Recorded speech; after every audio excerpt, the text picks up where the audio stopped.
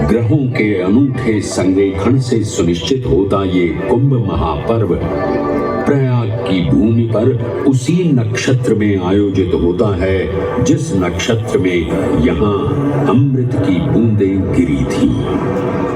गणनाओं के अनुसार जब बृहस्पति वृषभ राशि में और सूर्य चंद्रमा मकर राशि चक्र में प्रवेश करते हैं तब प्रयागराज में कुंभ पर्व आयोजित किया जाता है।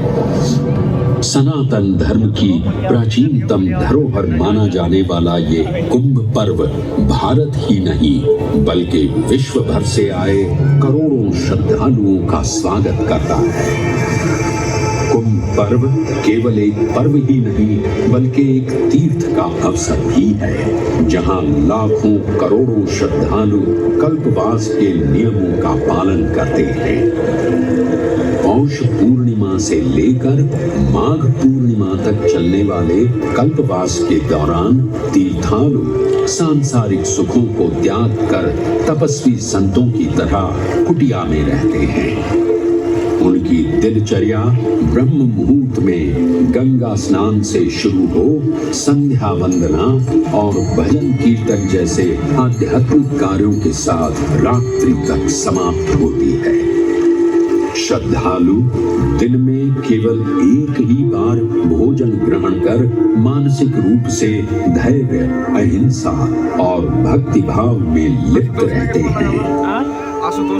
ऐसी मान्यता है कि जो कल्पवासी मोक्ष की अभिलाषा लिए कुंभ पर्व में कल्पवास के नियमों का पालन करते हैं उन्हें मोक्ष अवश्य ही प्राप्त होता है। पारंपरिक रूप से इस आध्यात्मिक पर्व की औपचारिक शुरुआत का श्रेय 8वीं शताब्दी के हिंदू दार्शनिक और संत आदि शंकराचार्य को दिया जाता है।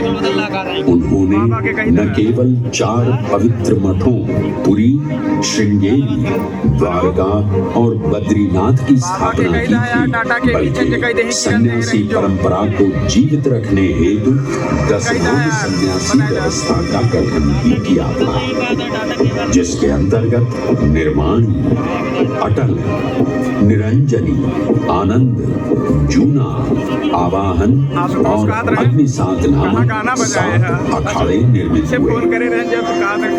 आदि शंकराचार्य का उद्देश्य शास्त्रों के ज्ञान को आपस में साझा कर सनातन धर्म के दार्शनिक आधारों को सुदृढ़ और परिपक्व करना था। अतः धर्म की सभी शाखाओं को संगठित रखने हेतु आदि शंकराचार्य ने प्रयाग की भूमि पर कुंभ पर्व को पुनः आयोजित किया।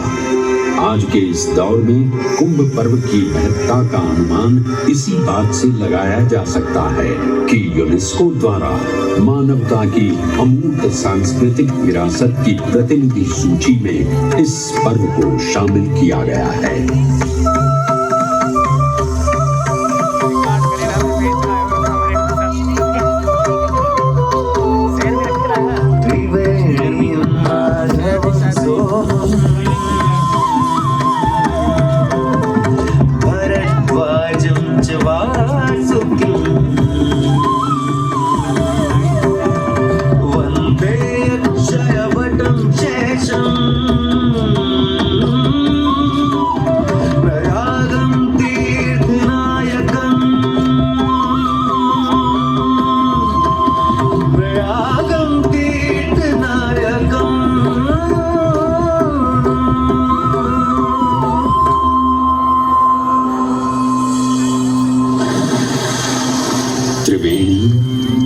माधव, सोम, भरद्वाज, वासुकी, अक्षयवट और शेषनाग प्रयाग के इन 7 तीर्थ नायकों की हम वंदना करते हैं।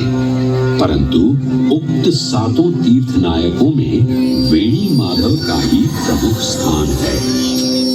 त्रिवेणी संगम में स्नान के साथ साथ श्रद्धालु वेणी माधव मंदिर में दर्शन कर भगवान विष्णु का आशीर्वाद भी प्राप्त करते हैं। मान्यता मान्यताओं के अनुसार वेणी माधव इलाहाबाद किले के परिसर में स्थित पातालपुरी मंदिर में एक पवित्र अक्षयवट वृक्ष के पत्तों पर एक बालक के रूप में विश्राम करते हैं। पौराणिक कथाओं के अनुसार अक्षयवट एक शाश्वत वृक्ष है जो भगवान विष्णु का स्थायी निवास है, जहां से वे सृष्टि का पुनः निर्माण करते हैं। त्रेता युग में भी अक्षयवट वृक्ष का उल्लेख देखने को मिलता है। कहा जाता है कि भगवान श्री राम, माता सीता एवं अनुज लक्ष्मण अपने वनवास काल में इस स्थान पर आए थे। वैसे तो भगवान श्री राम का वनवास प्रयाग में श्रृंगी ऋषि को समर्पित श्रृंगवेरपुर धाम से आरंभ होता है। ये वही स्थान है जहां निषाद राज गुह ने भगवान श्री राम, माता सीता और अनुज लक्ष्मण को गंगा पार जाने के लिए सहायता प्रदान की थी। श्रृंगवेरपुर से प्रभु श्री राम ऋषि भरद्वाज के आश्रम पहुंचे थे। भरद्वाज मुनि बसहि प्रयागा, गोस्वामी तुलसीदास जी ने रामचरितमानस में ऋषि भरद्वाज का निवास स्थान प्रयागराज ही बताया है। ऋषि भरद्वाज से त्रिवेणी संगम की महिमा सुन प्रभु श्री राम, माता सीता और अनुज लक्ष्मण त्रिवेणी संगम में स्नान कर तीनों नदियों का आशीर्वाद प्राप्त करते हैं। इसी कड़ी में एक प्रचलित कथा के अनुसार संगम तट पर ही माता सीता ने प्रभु श्री राम से महादेव और परम शक्ति मां पार्वती की आराधना करने की अपनी मनोकामना को व्यक्त किया था, जिसके उपरांत प्रभु श्री राम ने यमुना तट पर भगवान भोलेनाथ और मां पार्वती को समर्पित एक मंदिर का निर्माण करवाया था, जिसे आज हम मनकामेश्वर मंदिर के नाम से भी जानते हैं।